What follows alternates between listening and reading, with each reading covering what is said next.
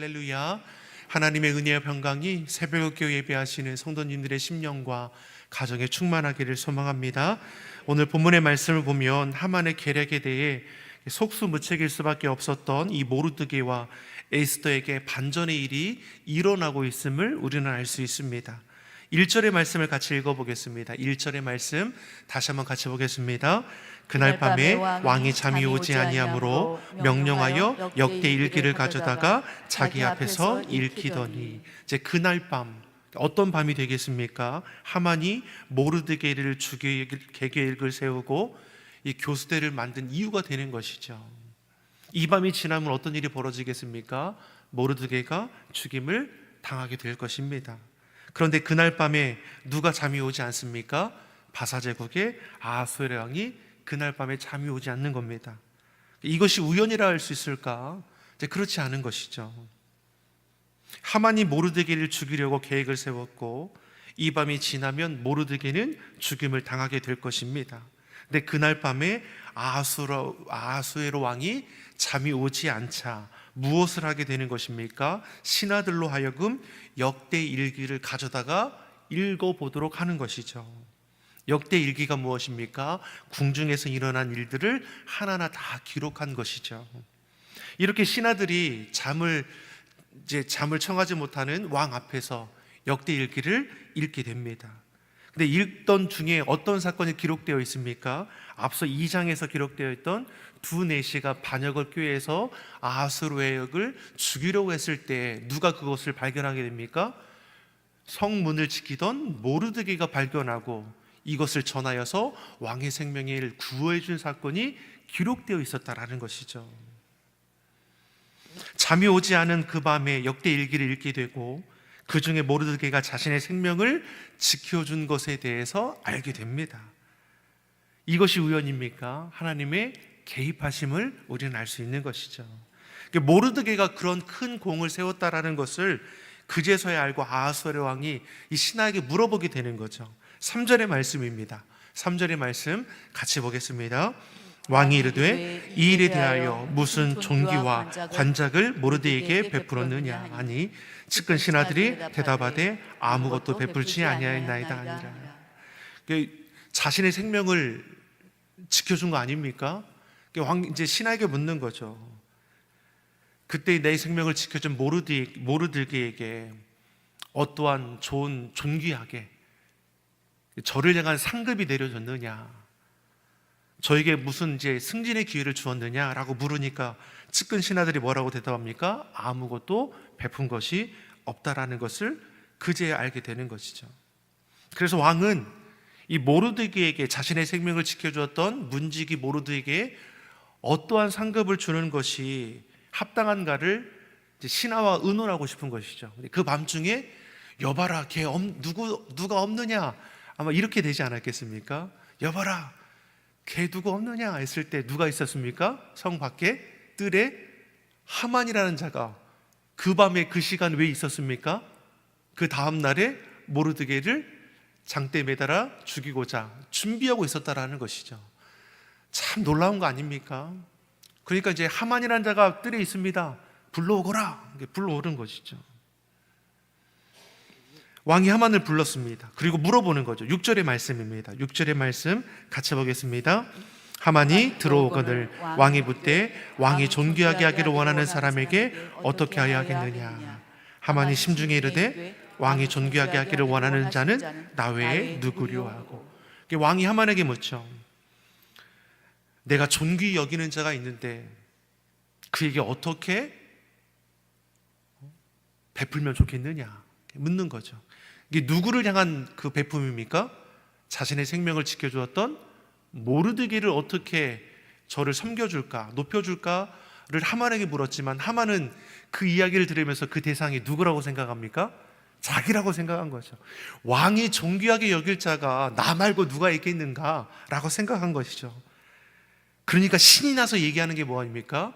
왕의 존귀하게 여김을 받는 것이 내가 이렇게 받고 싶은 것들을 왕 앞에 다 얘기하는 거 아니겠습니까? 7절과 9절의 말씀이죠. 7절과 9절의 말씀 우리 같이 한번 읽어보겠습니다. 왕께 아뢰되 왕께서 사람을 존귀하게 하시려면 왕께서 입으시는 왕복과 왕께서 타시는 말과 머리에 쓰시는 왕관을 가져다가 그 왕복과 말을 왕의 신하 중 가장 존귀한 자의 손에 맡기셔서 왕이 존귀하게 하시기를 원하시는 사람에게 옷을 입히고 말을 태워서 성중 거리로 다니며 그 앞에서 반포하여 이르기를 왕이 존귀하게 하시기를 원하는 사람에게는 이같이 할 것이라 하게 하소서 하니라. 아멘. 왕이 하만에게 묻죠. 존귀하게 여기기를 원하는 자가 있는데 그에게 내가 어떻게 베풀면 좋겠느냐. 하만이 자신이라고 여기고 자신이 높임받고 싶은 것을 이야기하는 거 아닙니까? 왕이 입으시는 왕복을 그에게 입히시고 왕이 타시던 그 말을 그가 타게 하고 왕이 쓰시던 그 관을 씌우게 하셔서 왕으로 그 이제 측근 신하로 하여금 성중에 다니며 선포하게 하소서. 이 자는 왕이 존귀하게 여기기를 원하는 자이다. 누구도 왕이 존귀하게 여기는 자는 이와 같이 왕이 선대할 것이다. 높이는 것을 우리가 보게 되는 거죠. 사랑하는 성도 여러분, 이 과정을 우리가 우연이라고 볼 수 있겠습니까? 하나님의 개입하심이 실로 놀라운 것이죠. 완악하여 생명을 뺏으려는 자의 그 입술을 통해서 오히려 높임을 받게 되는 겁니다. 생명의 위협 가운데 놓여 있더라도 낙심하지 말 것은 이처럼 하나님께서 우리와 함께 하시며 피할 길을 내어주셔서 능히 감당케 하실 줄 믿습니다. 로마서 8장 28절 말씀에 우리가 알거니와 하나님을 사랑하는 자 곧 그의 뜻대로 부르심을 입은 자들에게는 모든 것이 합력하여 선을 이루느니라. 하나님은 어떠한 분이십니까? 사랑하는 자에게 모든 것을 합력하여 선을 이루어 가시는 것이죠. 당장 내일이 되면 장대에 매달려 죽을 위기에 놓인 모르드게가 그 전날 밤에 이처럼 놀라운 역전이 일어나게 되는 것을 우리가 어떻게 이해할 수 있습니까? 하나님은 이처럼 모든 것을 연합하여 선을 이루어 가시는 분임을 우리가 알 수 있는 것이죠. 이어서 말씀을 보십시오. 대립하던 모르드게와 하만의 상황이 완전히 뒤바뀌어지게 됩니다. 하만은 사람이 높여 또한 스스로 높아지고자 하고 또 자신의 꾀에 넘어지는 교만한 자라면 모르드게는 누구입니까? 하나님 앞에 겸손하여 하나님께 높임을 받는 자임을 알 수 있는 것이죠. 베드로전서 5장 5절 말씀에도 하나님은 교만한 자를 대적하시되 겸손한 자들에게는 은혜를 주신다라고 했습니다. 그 시작에 교만하여 불의한 일로 승승장구하는 것 같던 이 하만은 그 득세함이 오래가지 못하게 되는 것이죠. 오히려 하나님은 겸손한 자의 삶을 이처럼 지켜주시고 안전케 하심을 믿습니다. 10절의 말씀입니다. 10절의 말씀 같이 보겠습니다. 이에 왕이 하만에게 이르되 너는 내 말대로 속히 왕복과 말을 가져다가 대궐문에 앉은 유다 사람 모르드게에게 행하되 물은 내가 말한 것에서 조금도 빠짐없이 하라. 자, 하만에게 물었습니다. 내가 존귀 여기는 자가 있는데 그를 어떻게 섬겨주면 좋겠느냐? 하만은 그 대상이 자신인 줄 알고 자기가 이렇게 높임받기를 원하는 것들을 다 얘기합니다. 왕의 옷을 입고 왕이 쓰는 관을 쓰고 왕이 말을 타고 성중에 다니며 온 백성들 앞에 왕이 존귀하게 여기는 자입니다. 나는 높임을 받고 싶었던 것이죠. 근데 그 대상이 자신이 아니죠. 누구입니까? 자신이 죽이고자 했던 성문을 지키던 모르드게임을 알게 되는 것이죠. 자신이 말한 그대로 모르드게를 높여주고 모르드게를 이끌고 이 자는 왕이 존귀 여기는 자라고 높여 외치는 자가 누가 되는 겁니까? 하만이 되었다라는 것이죠. 이 모든 과정을 누가 주관하셨습니까? 하나님이시죠. 누가 모르드게를 높여주십니까? 하나님이시죠. 우리는 내 수고와 공로 스스로 높아지고자 하는 인생이 아니라 겸손하여 하나님이 높여주는 인생이 되어야 합니다. 하만은 자기 꾀에 자기가 넘어지게 되죠. 왕이 존귀하게 여기고자 하는 이가 자신인 줄 알고 왕의 옷을 입히고 왕의 관을 씌우고 왕이 타는 말을 태워 성중을 다니며 이 자는 왕이 존귀 여기는 자라며 죽이고자 했던 모르드게를 높일 수밖에 없었습니다. 왕이 하만의 의견대로 하라 했고 존귀 여김을 받는 대상은 자신이 아닌 자신이 죽이고자 한 모르드게임을 우리가 보게 되는 것이죠. 전세가 완전히 역전이 됩니다. 이처럼 하나님은 원수의 목전에서 의인된 자를 높여주십니다.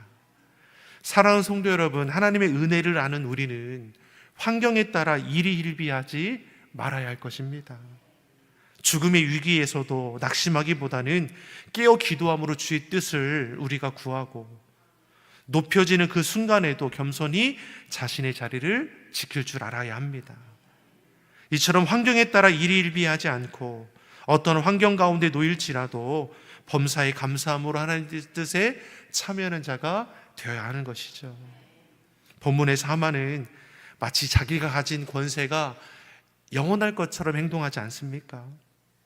근데 악인의 형통함이 얼마나 허탄한 것인지를 오늘 본문과 또 내일의 말씀을 통해서 우리는 보게 될 것입니다. 모르드게를 매달아 죽이기 위해 세운 이 나무에 누가 매달리게 되는 겁니까? 하만이 매달리게 되는 것이죠. 저와 여러분도 오늘 본문의 에스더, 모르드게와 같이 교만함이 아니라 내게 주어진 자리에서 겸손함으로 하나님의 뜻을 따라 행하는 자가 되기를 예수님의 이름으로 소망합니다. 기도하겠습니다. 좋으신 아버지 하나님, 내게 주어진 것이 하나님의 은혜임을 알고 모든 일이 하나님을 인정하며 겸손함으로 하나님의 뜻을 따라 살아가게 하여 주시옵소서. 감사드리며 예수님의 이름으로 기도드립니다.